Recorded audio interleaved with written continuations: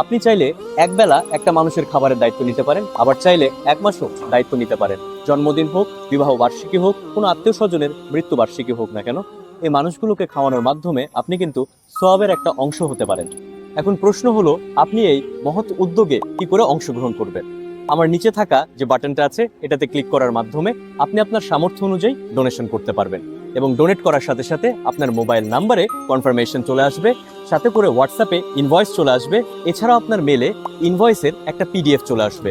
এবং আপনি তখনই বুঝতে পারবেন যে এটা কতটা ট্রান্সপারেন্ট, এবং আপনি খুব সহজেই জানতে পারবেন যে আপনার করা ডোনেশনগুলো কোন কোন ক্ষেত্রে কোন কোন মানুষের পিছনে কিভাবে ব্যয় করা হলো, যার ফলে বুঝতেই পারছেন বেটার হোপ ফাউন্ডেশনটা কি পরিমাণ ট্রান্সপারেন্ট হতে পারে।